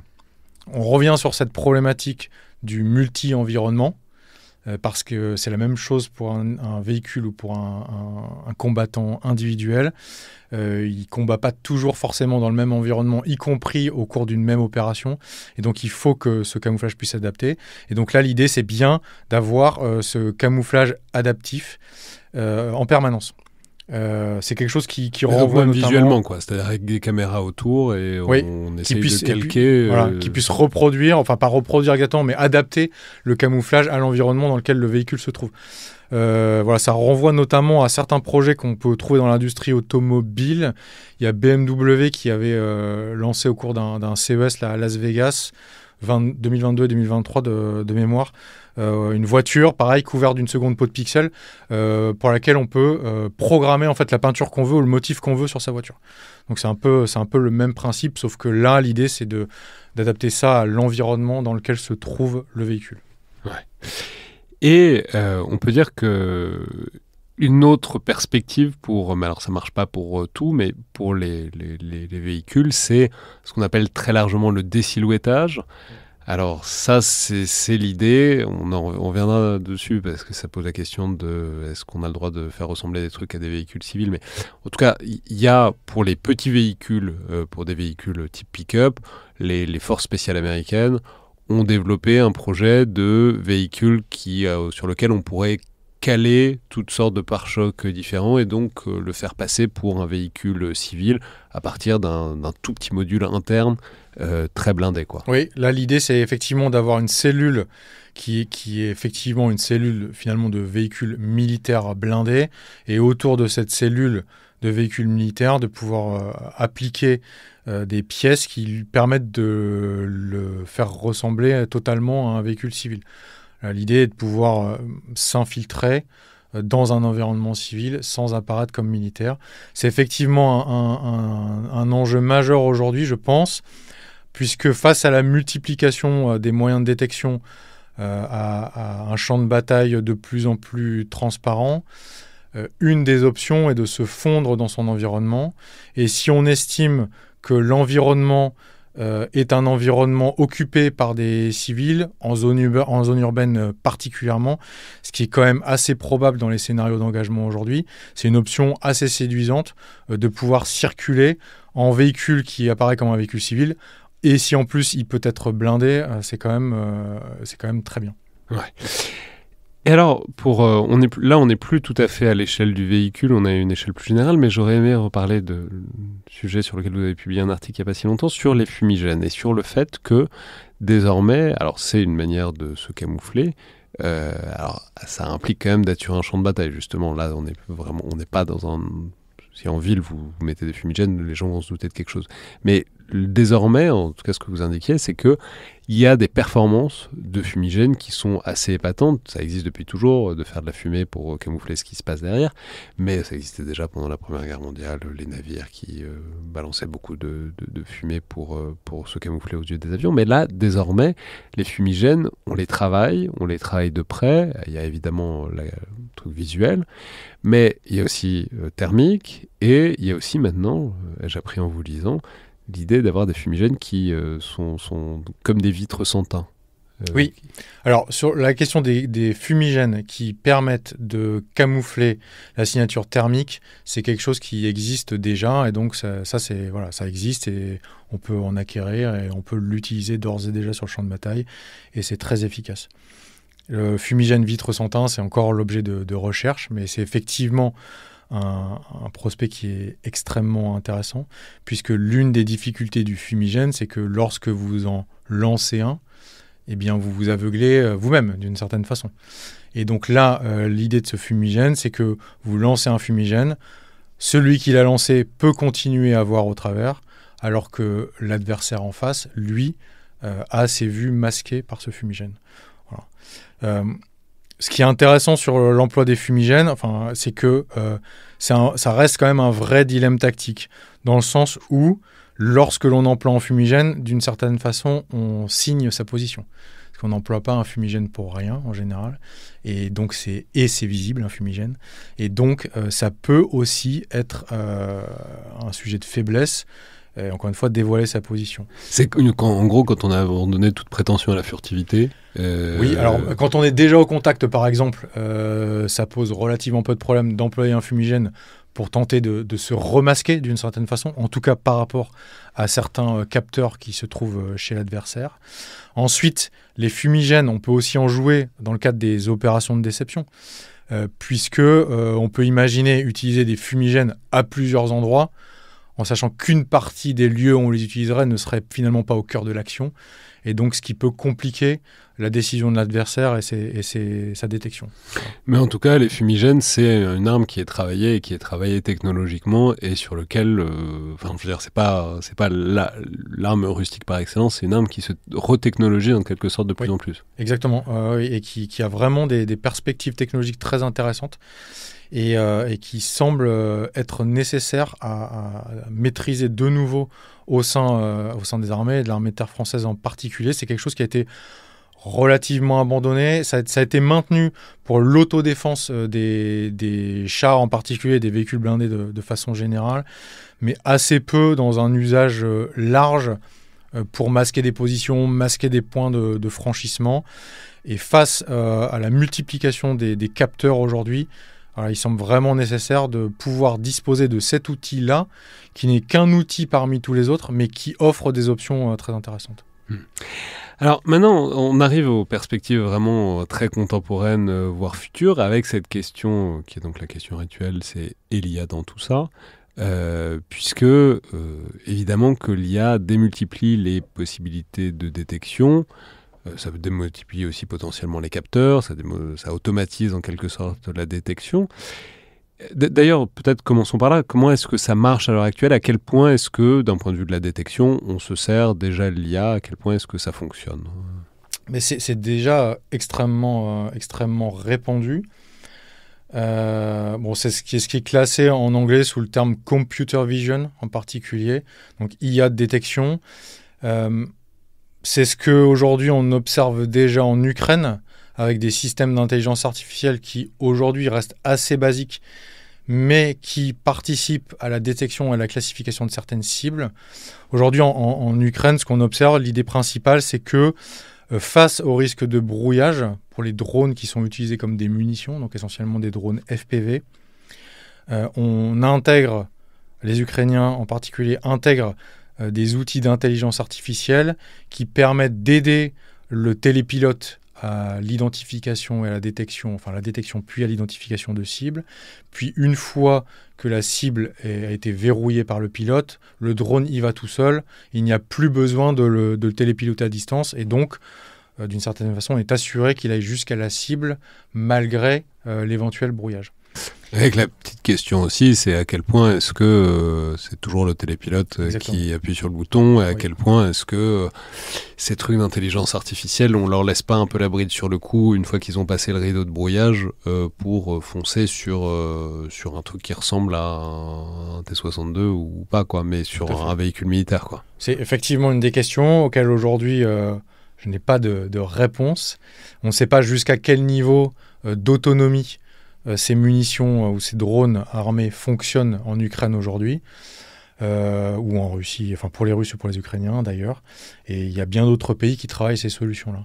Ensuite, ces systèmes d'IA de détection, ils sont aussi très développés pour tout ce qui est imagerie satellitaire, où ça aide, auparavant, il y a quelques années, c'était uniquement des opérateurs humains qui devaient traiter les images satellitaires pour pouvoir déterminer, par exemple, le nombre de chars qui stationnent dans une base.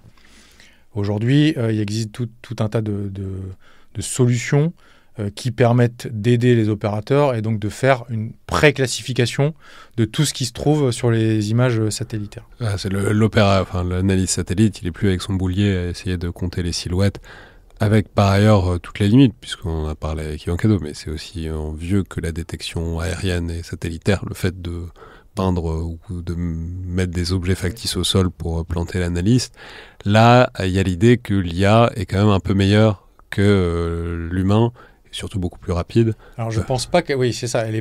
Aujourd'hui, je ne pense pas qu'elle soit meilleure, dans le sens où les opérateurs, les analystes images ont un œil extrêmement fin, sont extrêmement formés, et donc, en particulier, ils sont capables de distinguer ce qui est en fait l'objet de leurre, par exemple, ou d'opérations de déception, et des objets réels. Ce qui est encore un peu difficile pour l'IA.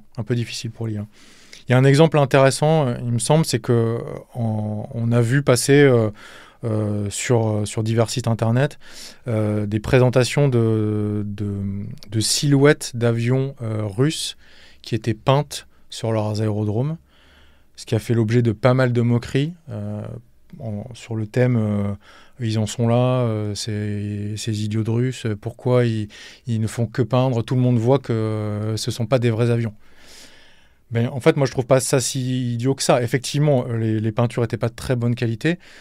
Et je ne suis pas dans la tête des Russes, mais je pense que ces peintures-là étaient avant tout faites pour les IA de détection.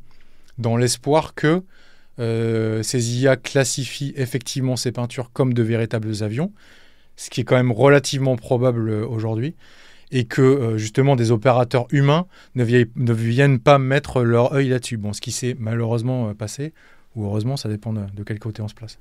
Donc, c'est pas si ridicule. L'histoire des pneus, on voyait des pneus sur les avions et on se demandait si c'est parce qu'ils pensaient que ça allait amortir le choc d'un projectile, ce qui était ridicule. Ou pour tromper, pareil, les systèmes de détection. Ou pour faire bugger un système de détection. Mais ce qui arrive donc à la question de comment est-ce qu'on fait pour les tromper, ce qui est un peu le centre de votre article dans DSI.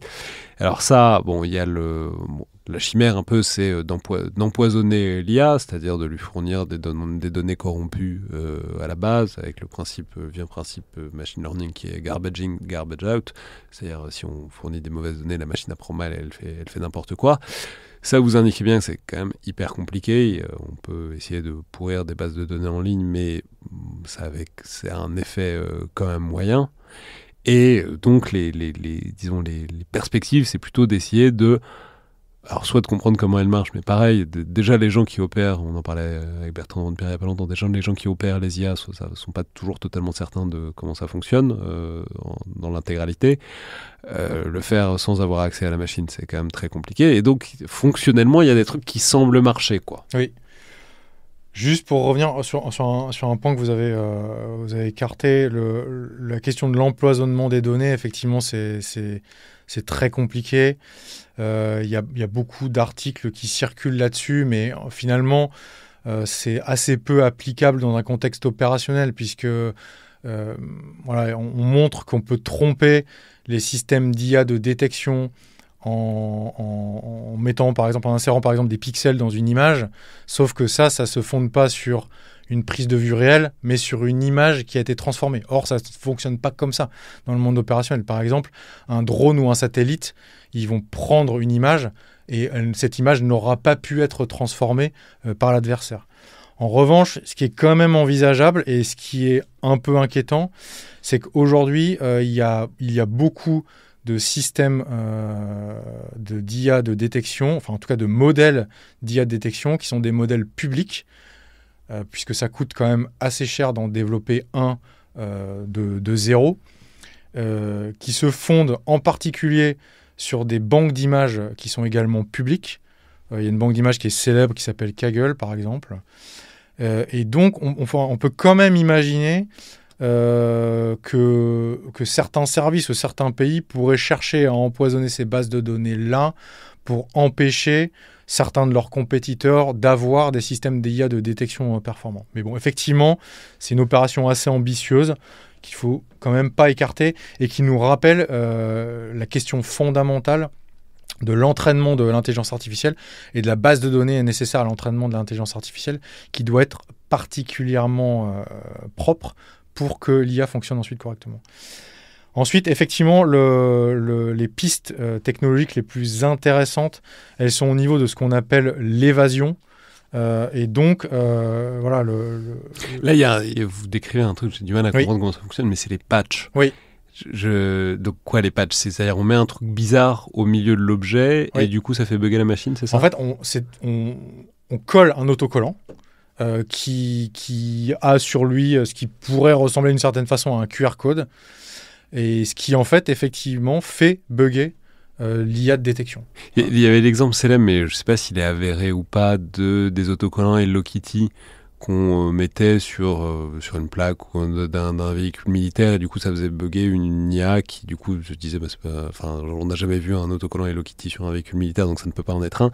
Donc, c'est quoi? C'est une sorte de variation un peu élaborée de ça? Oui, alors je pense que le Hello Kitty, c'est une légende urbaine, mais effectivement, c'est une variante élaborée qui est encore à l'état de recherche aujourd'hui. Il n'y a pas d'application opérationnelle, mais c'est extrêmement prometteur.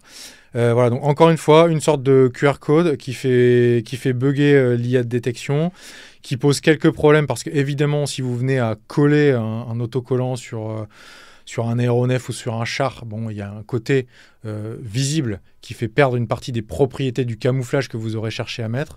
Mais il y a des recherches qui permettent de penser que demain, on pourra coupler à la fois un camouflage visible et également ces patchs adversariaux. Voilà.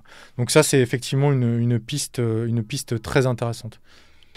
Alors une autre piste qui est intéressante parce qu'elle est absolument intemporelle, c'est que vous indiquez, c'est de faire un truc avec des matériaux organiques, c'est-à-dire des trucs qui ressemblent à des plantes ou à des arbres, ce qui est quand même la fonction première du camouflage. Oui. Donc il y a un truc assez plaisant à la circularité de tout ça. Plus on fait de technologie, plus on revient à la base.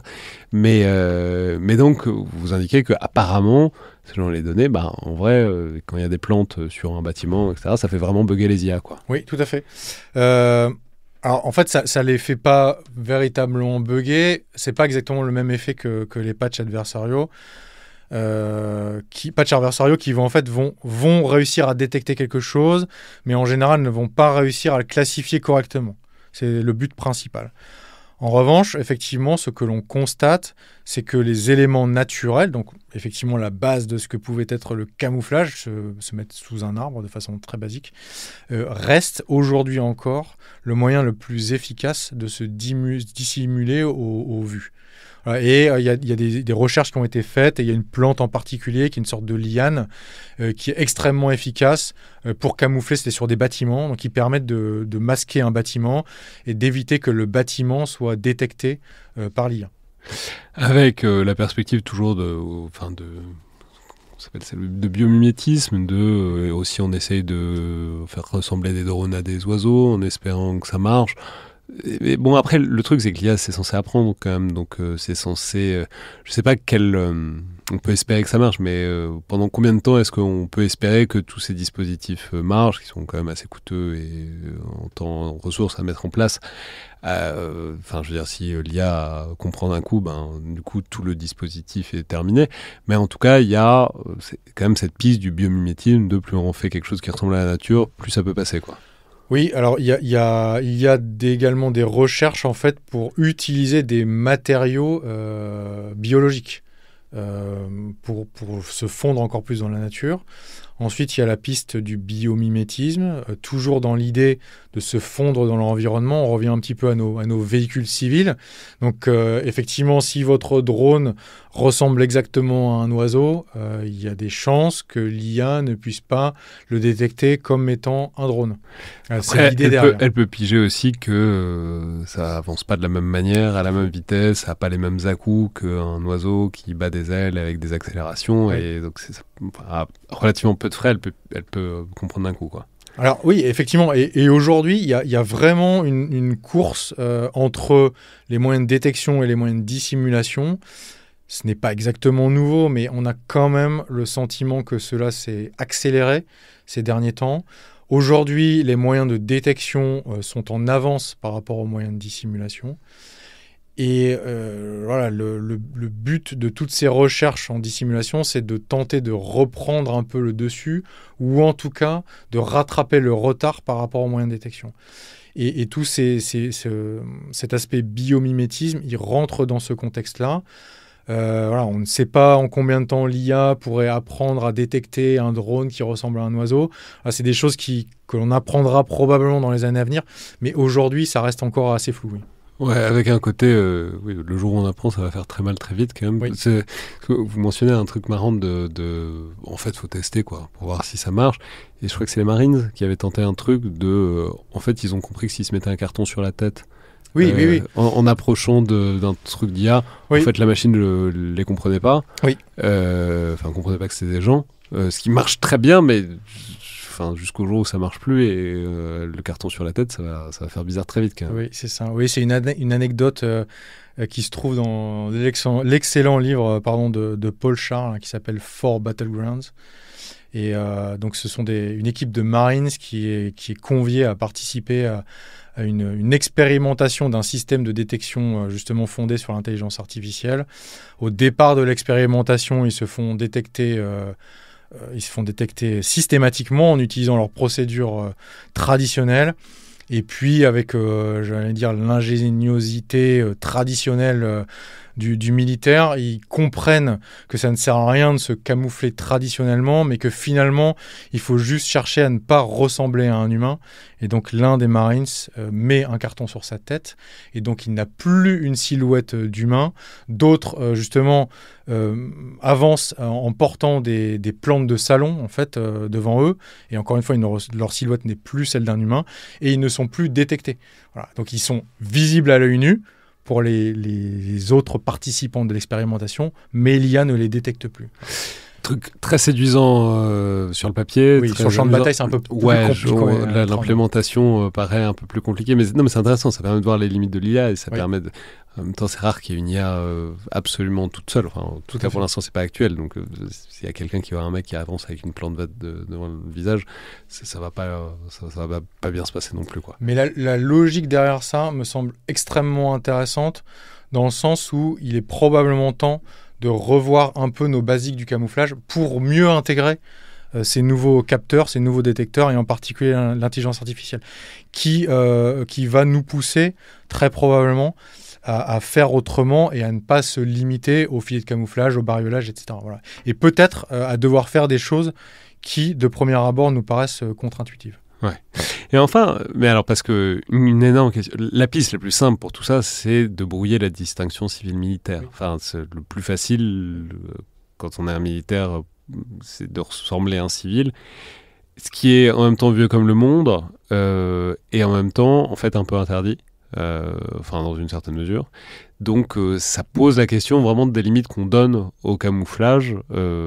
Typiquement, le truc dont on parlait tout à l'heure, les bagnoles désilhouettées, c'est-à-dire les forces spéciales américaines qui ressemblent à un vrai pick-up Toyota du commerce. Bah, oui, d'accord, très bien, ils sont malins sur l'instant, mais il y a moyen qu'un pick-up 2 heures plus tard s'en prenne plein la gueule à cause de ça. Donc, en quelque sorte, quelles sont les limites là-dessus qu'on se donne, en tout cas théorique, quoi? Alors, ce n'est pas un peu interdit, en fait, c'est totalement interdit, puisque l'un des grands principes du droit international humanitaire, c'est la discrimination, qui veut que les militaires se différencient des civils, de façon à ce que les civils subissent le moins de dommages possible dans le conflit.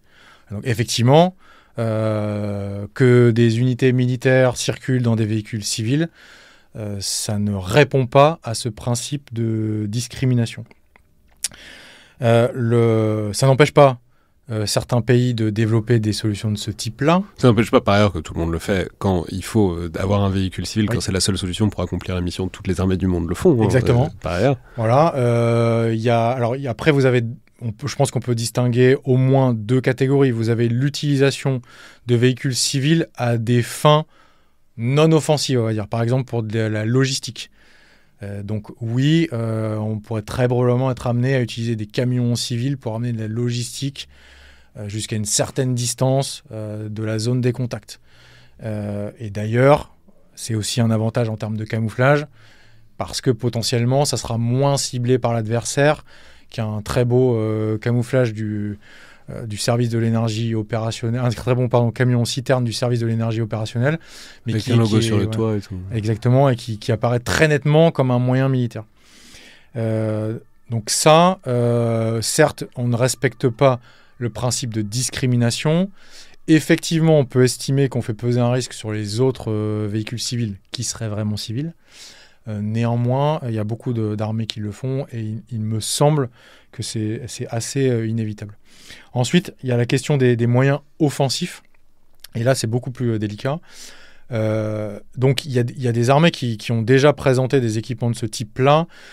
Le projet... je veux dire, même au-delà de ça, on ne compte pas les nombres de forces spéciales qui se servent de véhicules civils pour... je veux dire, ça arrive tout le temps et personne ne s'interdit fonctionnellement. Non, tout à fait. Après, il y en a qui vont encore plus loin. Le projet le plus célèbre, c'est ce qu'on appelle le Club K, qui est un projet, qui est un équipement qui existe déjà, russe, qui en fait consiste à mettre dans un conteneur, donc un KC-20, 100% civil, un lanceur de missiles, où on n'a plus qu'à ouvrir le conteneur, à déployer le lanceur, et ce qui permet le tir. Et donc ça, vous pouvez le positionner sur un navire civil ou sur un camion porte-conteneur. Et donc c'est une arme finalement qui est totalement désilhouettée. On a vu aussi, j'apprenais en vous lisant, qu'en Ukraine, ils transforment des camions, transport de bois. En fait, ils cachent dedans des armes. Enfin bon, les Russes me gênent pas beaucoup là-dessus en ce moment, quoi. Non. Mais voilà, effectivement, les camions logistiques sont particulièrement ciblés.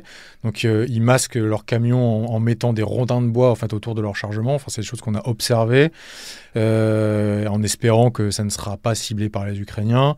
Après, on observe également que les Ukrainiens utilisent des véhicules civils, mais est-ce que c'est pour se désilhouetter ou est-ce que c'est par simple nécessité parce qu'ils n'ont pas assez d'équipement militaire? C'est difficile également de faire la distinction, mais pour circuler entre les PC ou des choses comme ça.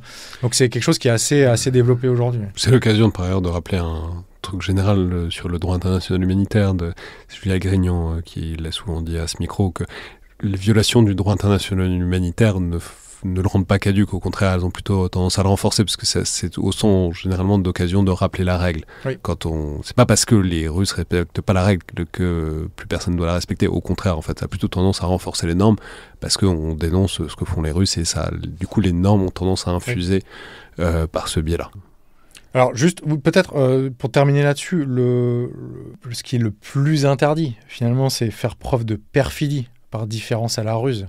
Et donc si on revient sur notre questionnement autour de l'utilisation des véhicules civils, en fait, ça serait utiliser des véhicules civils pour bénéficier de la clémence de l'adversaire. Par exemple, utiliser des ambulances civiles pour mener des actions offensives. Là, on tombe véritablement dans la perfidie. Et là, c'est quelque chose qui est encore plus clairement interdit par le droit international humanitaire. C'est très plaisant de penser que la perfidie est un concept juridique tout à fait pertinent. Et il y a une vraie distinction entre la ruse et la perfidie dans le droit international humanitaire. La ruse est totalement autorisée, alors que la perfidie est totalement interdite. Ça me paraît une excellente conclusion, Rémi Aimez. Merci beaucoup. Merci Alexandre. Je vais rappeler donc les références de votre ouvrage chez Perrin, Les opérations de déception, ruse et stratagèmes de guerre, qui est paru en 2022, et recommander encore une fois vos articles dans DSI, notamment votre article d'il y a quelques mois sur les fumigènes et votre article encore plus récent sur le camouflage à l'ère de l'intelligence artificielle.